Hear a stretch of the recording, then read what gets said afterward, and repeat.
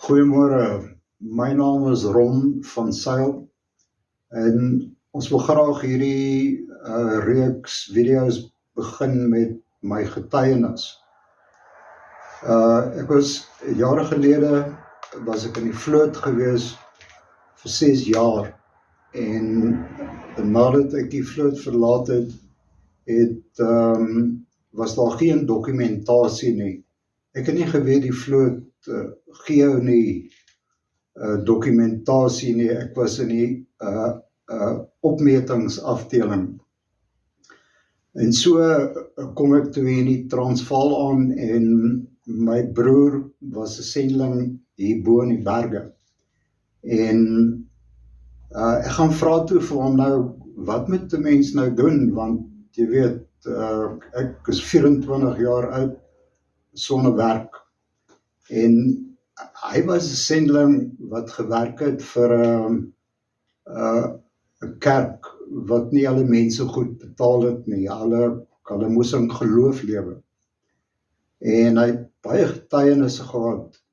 En mense het graag na hom geluister van hoe die Here vir hom gesorg het. En hy sê toe vir my dan, hy sê werk vir die Here. En doen net iets waarvan jy hou. Hy sê, en as jy wil bossies uittrek, dan doen jy dit met al jou mag, jy doen dit vir die Here. Hy sê, en doen dit met integriteit, en as dit is dat die Here vir jou 'n rand gee, dan sit jy 10 sent een kant toe, want dis nie jou geld nie, dit behoort aan die weduwees en die wese. En so, ek was nou maar 'n houtkapper gewees. Ek het dit geniet om hout te kap. En eventueel het by houtkappery toe beeldmakery begin word. Maar hy sê toe vir my, as jy so aanhou werk, dan is dit 'n saad. Nou jy weet, die koninkryk van God is mos 'n saad. En so, as jy nou aanhou werk, en jy doen dit met integriteit, is elke dag 'n saad. Hy sê toe vir my, jy sal eventueel vir jou familie werk gee, en vir ander mense, want wat jy ook al doen, sal voorspoedig wees. Want dis hoe die koninkryk van God werk. En so is dit nou my getuienis, dat ek leef al 45 jaar, leef ek nou al so. En ons hele familie leef hier saam by die skoen. En ons sal so mettertyd vir julle alles wys wat ons doen. So ek gaan net gou vir jou 'n beeld wys, en dan gaan ons verder. Hierdie beeld is nou 'n voorbeeld van die soort werk wat die Heilige Gees my geleer doen het deur die jare. My oorspronklike talent was maar 'n klein talentjie. Dit is die Heilige Gees wat dit so ontwikkel het. Jy sou gelag het vir my eerste beelde. Wat nou hier sien is verwys na die tuin van Eden, die mense wat mos nie klere gedra in die tuin van Eden nie. So hierdie vrou is naak, sy het nie klere aan nie. Maar wat sy doen is, sy oorwin haar lelike deel. En hier kan jy nou sien, lyk soos 'n draak, 'n dier. En jammer of jy te sê, daar's nie goeie goed binne in my nie. Daar's hier meer en ongeduld en allerhande slegte goed, wat ek wens nie daar was nie. Nou hierdie vrou kry dit reg om haar lelike natuur af te forceer of te beheer. Men sy doen dit met die tweesnydende swaard. Dis nou, jy weet mos, die swaard is die woord van God. So as sy gaan toelaat, laat hierdie slegte deel van haar sondige natuur terugkom in haar kop, then she's naked. Dan sy kaal. Dis daai gevoel wat jy kry as jy weet die Here is weg. Sê, yes, ek wens ek het nie daai joke vertel nie. ek wens ek net nie daai ding gesê nie. En dan, ons ken almal daai gevoel, as die Here weg is van ons af. Nou, ek wil jy moet verstaan, die Bybel noem nie die woord emosies nie. En hierdie is eintlik wat hierdie voor staan. Die Bybel noem dit die vlees. So in Galasiërs 5:19 sê hy die werke van die vlees. Maar 'n bietjie later sê Timoteus, hy sê as jy leef volgens die vlees, dan is dit jou vrug. Sien, so 'n mens het goeie emosies en dit is liefde, vreugde, vrede wat van God afkom. Of as slegte emosies wat ons almal ken, jy meer ongeduld, jaloesie, hoogmoed ensovoorts. So die probleem is dat hierdie slegte deel van ons natuur kom in ons denke. So ek wil nou teruggaan na skets toe, dan wil ek jou wys wat is alles in die denke. Okay, kom nou weer terug. Okay, so ek wil net klaarmaak met my getuienis. Ek het jare gelede het ek een nag buite gesit. Dit was 3 in die môre, dit was 'n sterrehemel en ek het 'n visie gehad van die grot wat ons éventueel vir julle gaan wys. Dis die enigste visie wat ek in my lewe gehad en ek sal dit nooit vergeet nie. Ek was vir ure en ure was ek in die sterre visioen betrokke. Daar was 'n stem wat my geleer het en gelei het. En dit is ingebrand in my denke, ek het dit nooit vergeet nie. Eventueel het Jesus gekom en hy het my op 'n groot rots gesit en daar was 'n see van mense rondom daai rots en al daai mense het gesê die grot het hulle gehelp. Nou ja, ek het toe my vrou wakker gemaak en haar vertel van wat ek gesien het en ek vra toe nou, waar gaan ons iemand kry wat die grot kan bou? Toe sê sy vir my, nee, sy dink dis iets wat ek moet doen. En so begin ek toe die Here vra, want jy moet verstaan, dat ek en my vrou kom nog uit die hippie tyd uit. Ek was 'n tiener in die hippie tyd en so ons was nie materialiste nie. Ons wou nie geld hê nie. Al waarvoor ons geleef het was om skuldvry te wees. En dan is jy mos ryk. Maar omdat die Here toe die visioen gee, besef ek toe dat ons gaan baie geld nodig hê. En ek begin toe die Here vra, hoe gaan ek nou grond koop om die grot te bou? En so begin die Here toe met my praat en hy begin my toe leer dat ek moet ophou sê dat ek arm is. Ek moet ophou sê dat ek wil nie geld hê nie. Hy sê vir my, lees die Bybel. Hy sê, die mense in die Bybel was geseënde mense gewees. En die idee is dat hulle voorspoedig is en dat hulle ander mense kan help. En so op 'n wonderlike manier begin daar toe nou boeke na my toe kom en mense wat my leer. En ek en Yvonne leer toe, en ons kinders was toe nou nog klein gewees, maar hulle leer toe saam met ons hoe om woord te praat. En so as ek nou begin om 'n beeld te maak, dan sit ek die beeld daar op die stander neer en dan identifiseer ek myself aan daai stomp. Ek sê vir hom, ek is 'n seun van God en my naam is geskryf in die boek van die lewe. En alles wat ek doen is voorspoedig. En dan vertel ek vir daai beeld wat gaan vir hom word. En ek sê vir hom, jy gaan 'n beeld word en jy gaan grond koop en 'n grot bou. En daar begin my beelde so verkoop dat ek kry toe 'n belastingprobleem. En ons moes toe grond koop. En so het ons hierdie grond gekoop en in 1990 het ek die skoen gebou. Aangehou met bou En binne 6 jaar het ons hierdie plek afbetaal en gebou. Ek het beelde gemaak in die môre en ek het gebou in die middag. En na 6 jaar was ek baie moeg gewees, sit ek daar onder die boom, maar die skuld is betaal. En ek hoor toe weer daai stem. Ek wil net sê, jy weet, God praat nie baie met mense, maar as hy met jou gepraat het, sal jy dit nooit vergeet nie. En hy sê vir my, hy soek sy grot. Ek sê, ek is moeg man.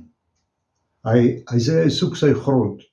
En op daai stadium was ons finansies maar laag gewees, maar daar was genoeg gewees en ek het saam met 2 ou swart manne hier onder die grond in begin grou en toe nou grot gebou.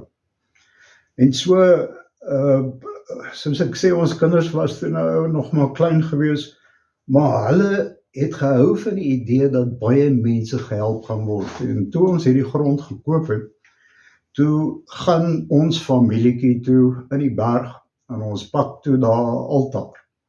En klip altaar en ons 4 neem toe hande daai dag en ons sê toe vir die Here dat ons plaas ons lewens op die altaar. En so het my kinders toe nou hulle lewens op die altaar geplaas en almal wag vir die dag waar die grot klaar is sodat ons hierdie verhaal kan vertel vir mense.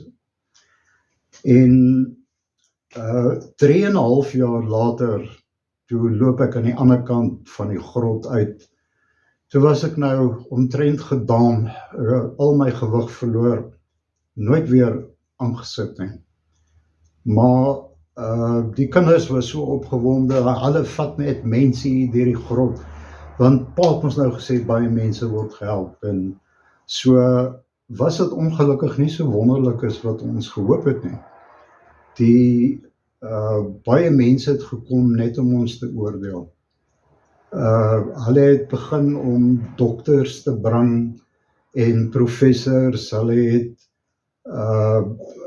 die lewe vir ons moeilik gemaak. Ek was baie jammer vir die kinders gewees, want jy weet, daar was sagte harte wat ons gecheer het.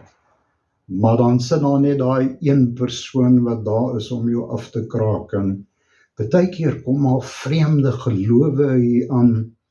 En weet jy, ek het later eers uitgevind dat dit was jaloesie, was eintlik ons grootste vyand, want die meeste mense het nie gehou van die bediening. Hulle het vir ons gesê, dis nie die Bybel nie. En vir 6 jaar het ons baie hard probeer. Ek was jammer vir die kinders gewees, maar hulle was nou in die Here se Bybelskool. En op hierdie manier is hulle toe nou besig om van godsdienst te leer. En want ons is oop vir die see, ons is hier oop teen die pad. En so iemand kan enige tyd hier inloop en ons challenge oor ons geloof. En so na 6 jaar, toe sê ek vir die kinders, weet jy wat, ek dink ek het seker 'n fout gemaak. Ek dink julle ouens maar waai, want ons is toe moeg vir die grot, moeg vir alles, en die kinders sommer dadelik weg. Michelle gaan oor see, Aldo werk aan Johannesburg, en ons sit die plek in die mark, maar die grond wil nie verkoop nie. En so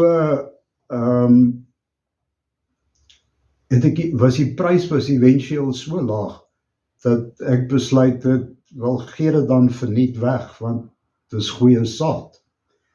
En so bel ek toe my arm tjomme en ek sê vir hulle, hier is vir julle grond, vat dit. En toe wil niemand dit hê. En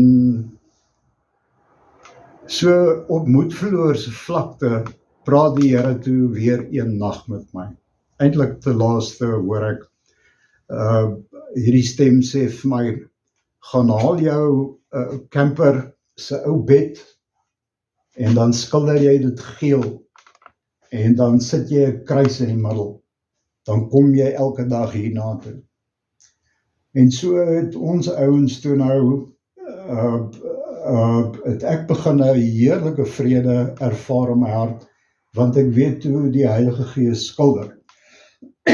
Nou asseblief verstaan, ek is nie 'n skilder nie, ek is 'n beeldhouer. So die feit dat hierdie skildery bestaan, dis 'n wonderwerk.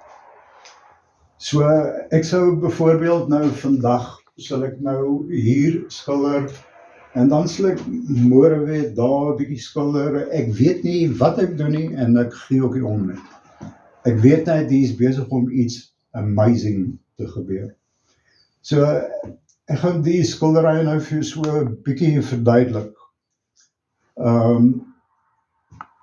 En so hier in hierdie hoek kan jy sien, is ons Vader in die hemel. Hierdie gesig, toe die Here vir my sê, ek moet God skilder, het ek 'n baie groot probleem gehad. Want jy weet, ek is maar baie godsdienstig groot gemaak. En hy sê toe vir my,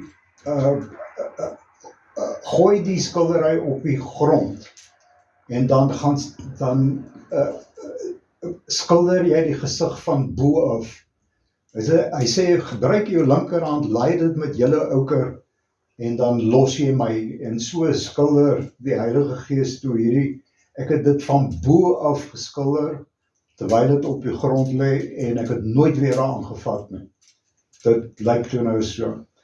So ons Vader in die hemel, sy lang hare in die skildery stel voor die Heilige Gees. Jy weet, dit moet jy laat dink aan Samson se krag was in sy hare.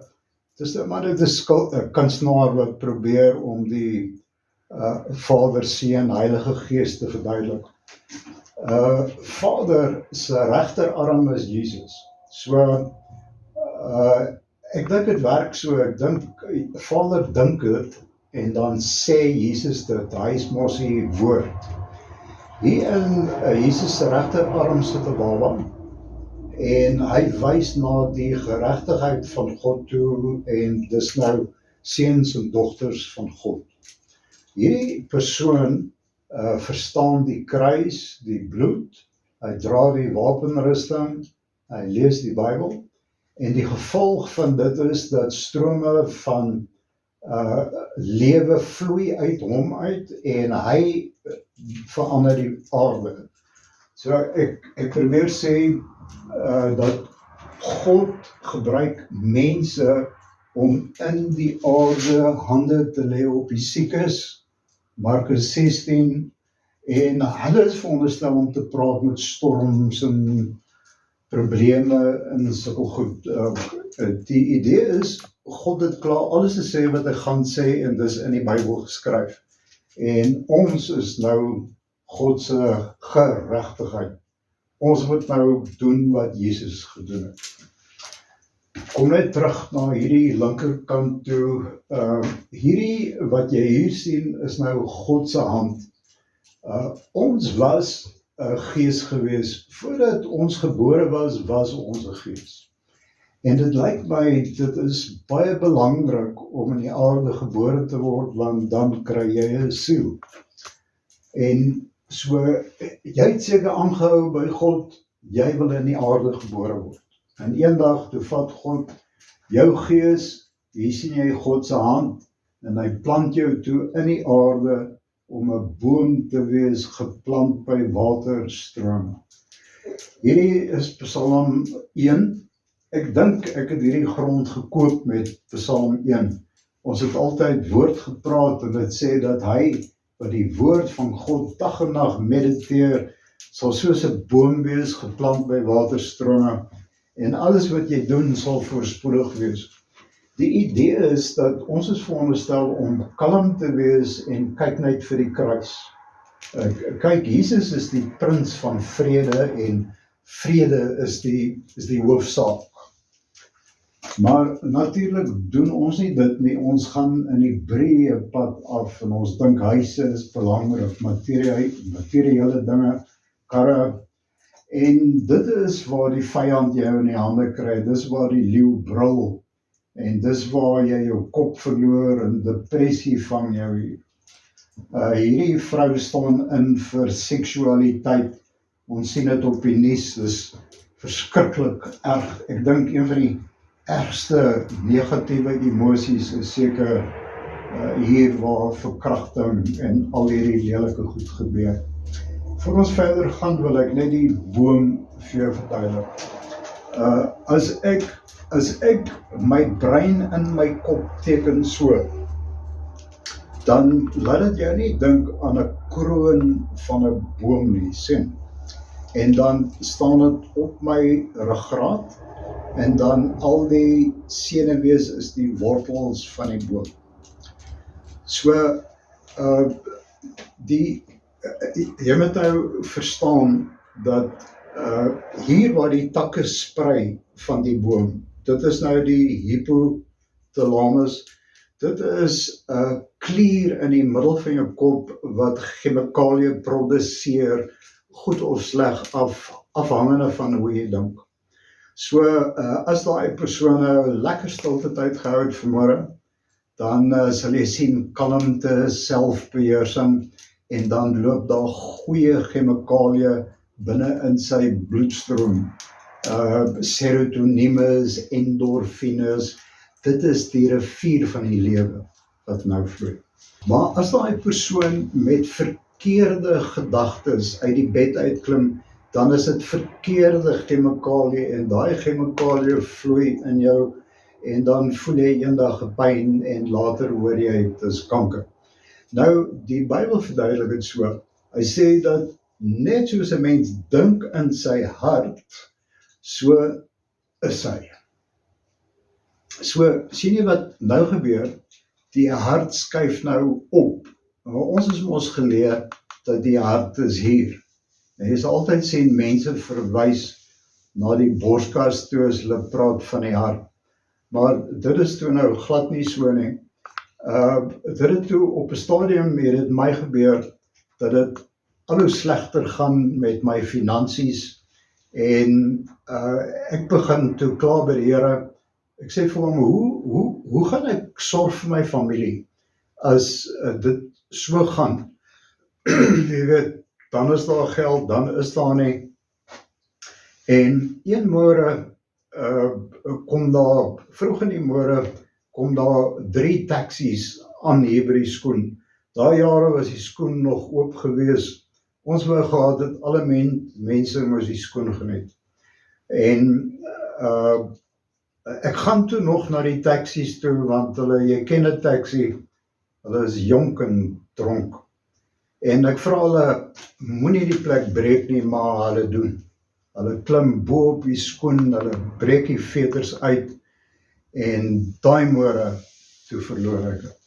Ek het dit totally verloor, en ek moet sê, dis nie iets wat ek graag wou doen nie, want my pa het verskriklik kwaad geword, en dit was net belaglik gewees. Maar daai môre het ek dit verloor, en daai môre toe sien ek dit met my eie oë. Dit was 'n wonderlike môre, dit was een van daai môres dat die koninkryk van God is in 'n doudruppel, 'n beautiful oggend. Maar nadat ek die spullie weg het, toe kom maar so 'n donker wolk so oor die skoen. En ek ken daai gevoel, niks gaan verkoop nie. En ek het dit al voorheen ervaar, ons het dit al almal ervaar, dat dit voel net of die seën weg is. En weet jy, vir weke gebeur daar niks op hierdie plek nie.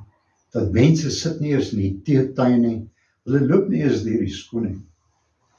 En so besluit ek toe, wel, dan gaan ek nou maar daar aan die kantoor sit, en die Here moet nou maar vir my leer. En so, vandat ek in die kantoor gaan sit het, is dit Spreuke 4:23. As ek die Bybel oopmaak, bewaak jou hart meer as enigiets wat bewaak moet word, want vanuit dit is die oorsprong van die lewe.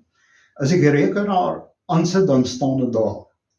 En ek verstaan nie, hoe bewaak jy jou hart nie, ek vang dit glad nie. En ek het dit later met 'n koukie pen op my rekenaar skerm geskryf. En so, een môre leer ek toe by Henry Matthew. Henry Matthew is 'n Bible commentary. Ek leer toe by hom dat die hart is die gewete. En dit het onmiddellik die lig vir my laat aangaan. En ek het dadelik gedink, weet wat, jy moes dit vir my geleer het in sonndagskool. Die hart is die gewete. Natuurlik, dit maak ons nou baie sens. Jy weet in elk geval, waar weet jy? Jy weet in jou denke. En so eventueel begin ek toe agterkom dat die Here is daar in die kantoor en hy begin my praat oor oordeel. Nou, ek is nie geleer van oordeel nie. Ek is geleer van genade en liefde en vergifnis, maar hier's nou oordeel. En ek hoor daai stem sê vir my, jy word geoordeel vir wat jy gedoen het met jou gewete. En so eventueel sê die Here toe vir my, stem jy saam met my dat jy lyk soos 'n dier as jy jou hier meer verloor. Ek sê toe ja, ek skaam hom voor. Hy sê, kan jy daai lelike deel van jou vir my bring? Ek sê, in my mind. Hy sê, ja, ek wag vir jou môreoggend by die kruis. Dan bring jy ou Ron vir my. En so, ek was eintlik so opgewonde gewees. En daai volgende môre, vat ek lelike ou Ron. Ek het mos 'n verbeelding. Alle mense het 'n verbeelding. Vat ek lelike ou Ron en ek gee hom vir Jesus. Jesus vat ou Ron, hy slaan hom 1, 2, 3 spykers, slaan hy ou Ron aan die kruis vas as hy lelik is. En daardie môre, vir die eerste keer in my lewe, kom maar die grootste lafenis bo oor my, wat ek in my hele lewe ervaar het. Ek dink ek is vir die eerste keer in my lewe gered. Dit is my lewe lank 'n Christen gewees, maar vir die eerste, ek sê vir die Here, wow, kan ek altyd so wees? Hy sê ja. Hy sê jy moet altyd so wees. Hy sê jou horison van nou af is selfbeheersing. Hy sê jy gaan nooit weer jou nie meer verloor nie, want ek wil jou seën. En ek moet jou sê, van daai dag af het dit my hele lewe verander.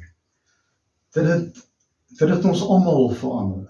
Ons moes almal leer om introspeksie te doen en ons moes leer om mekaar te vertrou met ons lelike deel.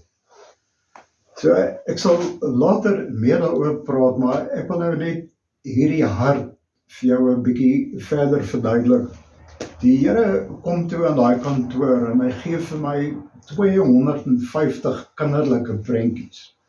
Ek het al die prentjies, ek en Michelle die boeke geskrywe en dus in die boek Die Kort Swaard, as jy belangstel. Ek het gedink dis die maklikste manier om die hart te verduidelik aan mense.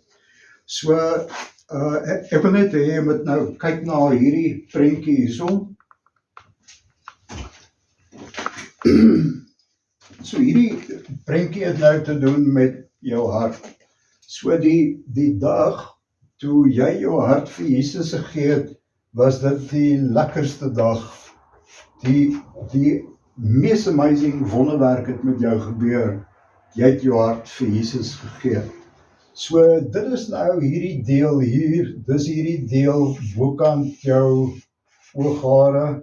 Onthou, dis die deel wat Jesus se doringkroon was mos daar gewees. So, wanneer 'n mens jou hart vir Jesus gee, dan beteken dit môre son. Sien, dit moet jy nou dink aan, as die son opkom in die môre, dan sien jy net daai gedeelte. Nou, Martin Luther is mos eintlik ons pa, hy is mos die pa van die protestante. Hy sê, Christus moet getroon word in jou gewete.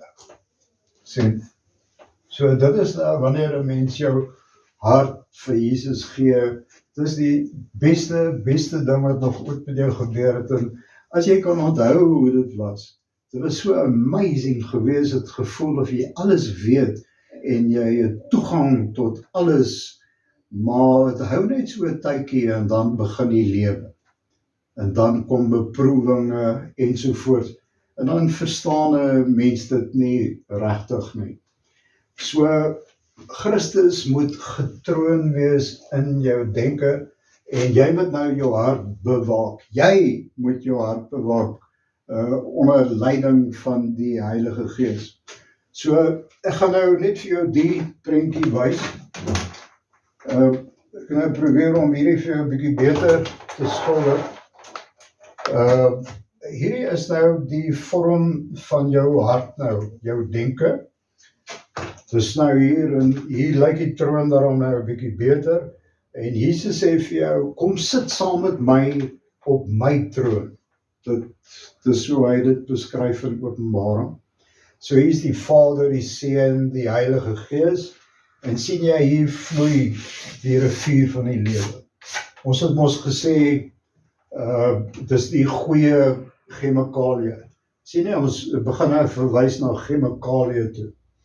So hierdie sirkel wat jy nou hier sien, dit stel nou voor die gewete. Dis die gewete van 'n mens. So hierdie is die heerlike tyd in jou lewe, wanneer jy's in kontak met God en dit gaan goed met jou. Maar toe eendag begin jy bekommerd raak oor iets, want iemand het jou bel, en hulle sê toe iets, en voor jy jou kom kry, toe is daar bekommernis, en bekommernis veroorsaak die gees van vrees. So hier sit vrees nou op dieselfde troon van die hart, wat jy nou vir Jesus gegee.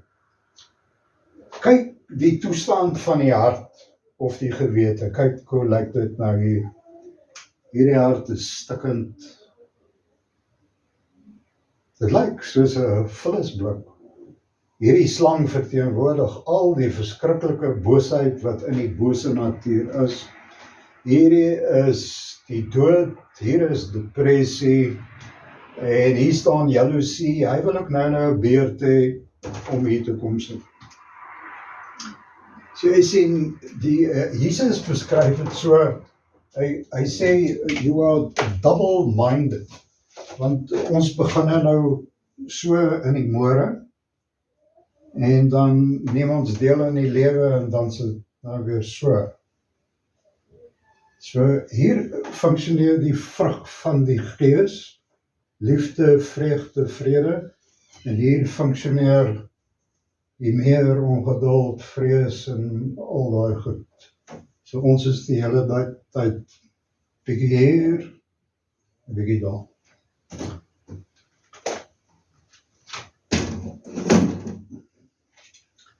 So die idee is dat ons moet die hart bewaak. Jy sien, ons moet nou seker maak dat boosheid nie hier kom nie. So ek wil graag vir jou wys, as jy wil deelneem aan hierdie plek, jy agtergekom hierdie vorm van die môre son, die ander vorm wat so lyk is die reënboog. So waar kry jy 'n reënboog? Daar waar kinders speel, né? So hierdie is, ek wil dit terugbring na Genesis 6:5 toe het in die tyd van Noag, en God was ontsteld geweest, het aarde toe gekom, en hy het gesê, all the imaginations and thoughts of the heart is continually evil. Genesis 6:5. Al die denke en verbeeldinge, luister na hierdie woorde, verbeel, dis waar kinders verbeel, nie? Al die denke en verbeeldinge van die hart was altyd ewel. Sien jy, dis die ander kant van die prentjie. So, om hierdie toestand in jou hart te behou, moes iemand sy lewe gee. En hulle sê, die Bybel sê dat Christus was gekruisig voor die aarde geskape was. Die kruis is die enigste manier om die hart te bewaak. So kom ons sit nou maar net die kruis hierso so, dan trek die kruis so al wat 'n mens doen, is jy is baie eerlik met die Here, jy gaan na die Here toe, en daai dinge wat jou pla, wat lê op die oppervlakte van jou denke, maak nie saak wat jy gedoen het nie, van dit kruis toe, jy deel daarmee by die kruis. Die enigste manier om jou hart te bewaar, is om te sterf. Jou denke moet vernuwe. Jy moet 'n lewendige offer word. Sien, wat 'n deel van my word 'n lewende offer? My slegte deel. So, ek wil jou alreeds op hierdie stadium vra, moenie rou en grou nie. Moenie probeer self teruggaan in jou verlede nie. Net die dinge wat jy weet. Net die dinge wat jy weet, gaan deel daarmee. Sê nou het jy meer verloor, dan gaan hou nagmaal en kruisig hierdie ding, en as jy klaar is, dan het jy jou hart bewaak. So, verstaan nou op hierdie stadium, dat wanneer jy nagmaal gebruik, dan is dit die bloed is vir die gewete. Dis hoe Paulus dit beskryf. Die enigste manier om jou hart te bewaak, is om nagmaal te doen. Daar's geen ander manier om dit te doen. So, ek weet baie mense het dit neergeskryf op stukkies papier, en verbrand het, of begrawe dit, of vir die huis uit, of was goed. Nee, kruisig dit. So, Paulus is die man wat sê, hy wil net weet van Christus in jou gekruisig. Hy sê die feit dat hy agtervolg word, bewys hy preek die kruis. Maar die probleem is dat ek kry niemand wat die kruis preek nie. En dit is die rede vir hierdie video's wat ons nou maak. Ons gaan nou vir julle leer van hoe werk die kruis. So ek gaan nou verder gaan met hierdie skildery, sodat die kruis bietjie meer uitgebrei kan word.